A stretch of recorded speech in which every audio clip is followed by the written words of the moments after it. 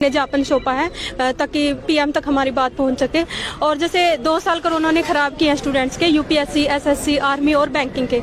As बार हो गए हैं, कुछ स्टूडेंट्स का अटेम्प्ट खत्म हो गया, जैसे यूपीएससी में काउंट होते हैं अटेम्प्ट। तो हमारी रिक्वेस्ट है मतलब सभी सीएम से जितने स्टेट के हैं वो मतलब अपने ज्ञापन को सौंपे प्रधानमंत्री को, ताकि प्रधानमंत्री जी हमारी बात सुने। सब युवाओं को जो एज बार हो गए हैं या जिनके अटेम्प्ट खत्म हो गए हैं वो 2 साल का एज रिलैक्सेशन दे और कंपनसेटरी अटेम्प्ट दे। और जो ये आर्मी की और नेवी की जो भर्ती नहीं की जा रही है, पेंडिंग पड़ी है, ये भर्ती की जाए, क्योंकि हमारे हरियाणा के जवान सड़कों पर आपको सुबह 5 बजे 4 बजे कभी भी उठकर देख लीजिए, आपको खुद दौड़ते मिलेंगे। तो इनके अंदर एक जुनून है कि हमें आर्मी में जाना है बस, और कोई चाहत नहीं है।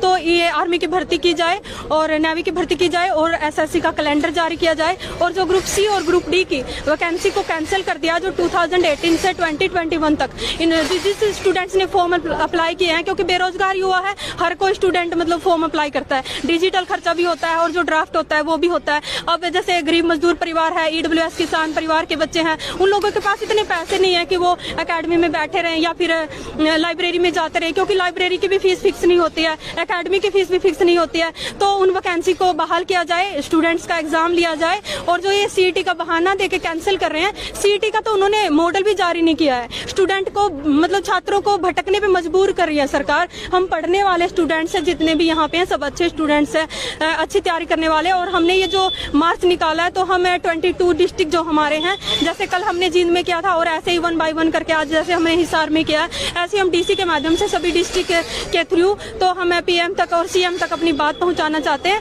मैम, आप निजीकरण के पक्ष में या खिलाफ में?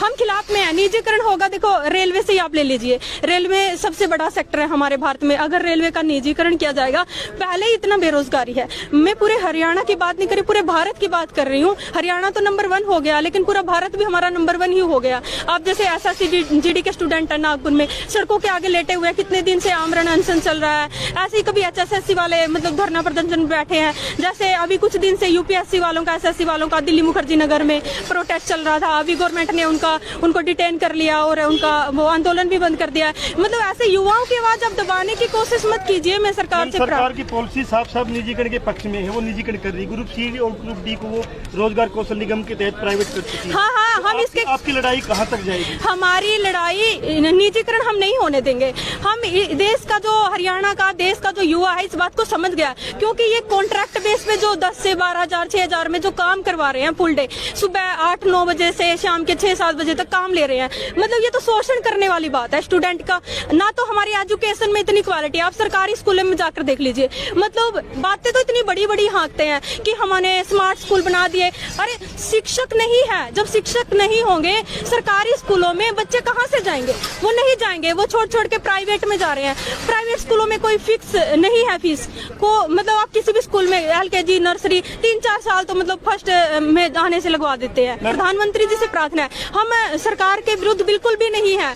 मतलब हम तो ये चाहते हैं कि हमारी जो ग्राउंड लेवल की जो डिमांड है स्टूडेंट्स की, आप उनको रोजगार दीजिए। युवा मतलब पढ़ तो रहा है, फिर बेरोजगारी में एक सवाल और है, मतलब जब वोट दिया था, रोजगार के लिए वोट दिया था या पाकिस्तान, कश्मीर, हिंदू मुस्लिम के लिए? नहीं, देखो हम भारत, सिख, ईसाई, हिंदू, मुस्लिम सब हम भाई है। लोगों ने वोट किस आधार पे दिया था मैम? बीजेपी जब सरकार में आई है, दूसरी पार्टियां सरकार में आई, उनका मुद्दा ही नहीं था तो रोजगार का, तो आज रोजगार कैसे देगी? आप हाथ जोड़ के मांग रही हैं। तो रोजगार का मुद्दा तो पहले देखो, अगर पहले की मैं बात करूँ, स्टार्टिंग में जब बीजेपी आई, हमारे इतना मतलब बेरोजगार युवा नहीं था। अगर मैं बात करूं तो जैसे वैकेंसी भी ठीक ठाक चल रही थी, लेकिन अब जैसे ही स्टार्टिंग में बीजेपी आई, उन्होंने ठीक वैकेंसी मतलब टाइम पे कैलेंडर जारी किया, उन्होंने ज्वाइनिंग भी दिया है कुछ स्टूडेंट्स को। लेकिन जैसे ही सेकंड बार आई है बीजेपी, तो वहां से कहीं ना कहीं सिस्टम में प्रॉब्लम आ रही है कि जैसे पीजीटी संस्कृत ले लीजिए, 2015 में जिनका एस्टेट क्वालिफाइड था, उन लोगों ने अप्लाई किया, मैं भी उनमें थी, तो हमारा वेरिफिकेशन भी हो गया स्क्रीनिंग के बाद। हमें ज्वाइनिंग देना चाहिए था, ज्वाइनिंग ना देके वैकेंसी को कैंसिल कर दिया। फिर 2019 में इसी वैकेंसी को पीजीटी संस्कृत को री एडवर्टाइजमेंट किया गया। हमने फिर भी अप्लाई किया क्योंकि हमें रोजगार की जरूरत है। हम गरीब मजदूर परिवार के बच्चे हैं, ईडब्ल्यूएस किसान के बच्चे हैं, हम का अंबानी के बच्चे हैं कि हमें बिजनेस करना है, इतने पैसे नहीं होते। तो उस वैकेंसी को भी कैंसिल कर दिया। अगर आप लोगों को रोजगार देना ही नहीं है युवा को, तो आप हाथ खड़े कर दीजिए कि हमारे पास कोई रोजगार नहीं है, ना हमारे पास कोई पॉलिसी है। मैम सरकार हाथ खड़े कर चुकी है, साफ साफ मना कर चुकी कि वो नया पद, एक मिनट मैम प्लीज सवाल सुन लीजिए, वो साफ साफ बोल चुकी कि नया पद सर्जन नहीं करेंगे, नई पद नहीं भरेंगे, ग्रुप डी को वो प्राइवेट कर चुकी है। आपके मतलब क्यों नहीं समझ में आ रहा नौजवानों को? हाँ, हमें तो समझ में आ गया हमारा शोषण हो रहा है, लेकिन सरकार को समझना होगा हम शोषण सहन नहीं करेंगे। ये हम अंग्रेज के जमाने में नहीं जी रहे हैं। अंग्रेजों को निकाल दिया था तो ये तो हमारा ही देश है, हमारी ही सरकार है, हमने इनको बनाया है। इनको समझ में नहीं आता, ये राज शासन नहीं है कि कंटिन्यूसली चलता रहेगा। ये जनता का शासन है, जनता ने आपको बनाया और इस बात को आपको समझना पड़ेगा। हम जितने ये बेरोजगार युवा खड़े हैं और भी हमारे जो माता पिता हैं मजदूरी करके हमें पढ़ा रहे हैं, वो हम उनकी सबकी आवाज है। आप ये मत सोचिए सिर्फ ये छात्र है, ये छात्रों के पीछे परिवार भी है उनका, क्योंकि परिवार ही हमें बनाता है, परिवार के मोरल वैल्यू आते हैं। और हम किसी अंबानी के फैमिली से बिलोंग नहीं करते, हम ग्राउंड लेवल से एक मजदूर के बच्चे हैं। ऐसे नहीं है कि हमें बहुत सारी एसी रूम प्रोवाइड है, हम वहाँ पे स्टडी करते हैं। हमें इतना मतलब पेट बांध के अपना एक टाइम अगर कम खाना भी खा ले कोई दिक्कत नहीं है, लेकिन फिर भी हम अपनी पढ़ाई करते हैं इस उम्मीद से कि कभी हमारी सरकारी नौकरी लगेगी, हम और हमारा परिवार खुशहाल जी पाएगा। लेकिन वो सरकार हमें दे नहीं रही है और इसलिए हमें सड़कों पर उतरना पड़ेगा। संगठन का नाम क्या है? हमारा कोई संगठन नहीं है, हम छात्र हैं। हम सब मतलब group C, D, army, navy, शिक्षक भर्ती सब इन्हीं के लिए मतलब तैयारी करने वाले स्टूडेंट है। पॉलिटिकल स्टंट बिल्कुल भी नहीं है, ना हमारे पीछे कोई पॉलिटिकल पार्टी स्पेसिफिक। संगठन बनाना पॉलिटिकल स्टंट होता आपकी नजर में? मतलब गवर्नमेंट हम तो नहीं मानते हैं क्योंकि स्टूडेंट संगठन बहुत सारे हैं और अभी तक हमने ज्वाइन नहीं किया है। लेकिन अगर गवर्नमेंट बात नहीं सुनेगी, संगठित तो करना पड़ेगा। जब तक हम पूरे भारत के, पूरे हरियाणा के स्टूडेंट एक नहीं होंगे, अकेला इंसान कुछ नहीं कर सकता। अकेली मैं भी नहीं कर सकती, अकेले आप सब भी नहीं कर सकते, ये सब जानते हैं। तो हमें एक तो होना पड़ेगा और छात्र एकता तो है ही। हिंदू, मुस्लिम, सिख, ईसाई, दलित, गरीब, मजदूर, इनमें बांटने की कोशिश मत कीजिए। अरे हिंदू के बच्चे परेशान हैं, उनको तो रोजगार दीजिए। मुसलमानों की छोड़िए आप, कोई दिक्कत नहीं है, लेकिन मुसलमान भी हमारे भाई हैं, हमारे बिल्कुल बगल में मुसलमान रहते हैं। हमारी तो कभी लड़ाई नहीं हुई, कभी भी लड़ाई नहीं हुई। आप बैकग्राउंड चेक कर लीजिए, मुसलमानों से ऐसे रहते हैं जैसे हिंदू होते हैं और वो भी हमारे धर्म को मतलब आदर करते हैं, हम भी अपने धर्म का आदर करते हैं।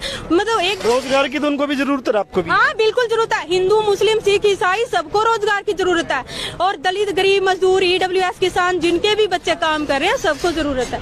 क्या मानते हो, धर्म जरूरी है, नौकरी जरूरी है? नौकरी जरूरी है, धर्म से पेट नहीं भरने वाला। धर्म का सब, हमारा जो भारत है वो धर्मनिरपेक्ष राष्ट्र है। हमारे भारत का कोई धर्म नहीं है। यहाँ हिंदू, मुस्लिम, सिख, ईसाई पहले भी रहते थे और अब भी ऐसे ही रहेंगे और हमेशा जो सदियों से सबकी परंपरा चल रही है वो सब अपने अपने तरीके से मनाते रहे।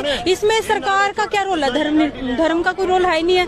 अब पेट से अगर भूखे हैं, कोई हमें बोलो हिंदू धर्म के मंत्र बोले, मंत्र भी नहीं बोलेंगे हमसे तो पूजा पाठ आरती नहीं हो पाएगी, क्योंकि सबसे पहले पेट पूजा, उसके बाद काम दूजा। आप रोजगार दीजिए पहले। मतलब आप ये कह रहे हैं सीधा सीधा धर्म से पेट नहीं भरेगा? हाँ बिल्कुल रोजगार दीजिए। तो नौजवानों को सरकार धर्म के नाम पे बरगला के ताकि वो रोजगार मांगे ना, ऐसा कभी करना चाहती होगी? नहीं, मैं हरियाणा में तो ऐसा कुछ नहीं देख पा रही हूँ कि धर्म के नाम पे राजनीति नहीं हो रही है। हरियाणा में अस्सी के अंदर चार कुतुब के पास हनुमान चालीसा पढ़ी गई है, एक विवाद करने की कोशिश की गई। भिवानी के अंदर एक मजार को उखाड़ के वहाँ हनुमान की मूर्ति रख दी गई। तो ये कहीं ना कहीं विवाद। मैं इसको ऐसा मानती हूँ, जो ना तो हिंदू धर्म के होते हैं ऐसे लोग, ना मुस्लिम धर्म के होते हैं, क्योंकि जो सच्चा धर्म को मानने वाले लोग होते हैं, अगर हम चाहते हैं कोई हमारे धर्म की रिस्पेक्ट करे तो हमारा फर्ज बनता है हम दूसरे धर्मों की भी रिस्पेक्ट करें।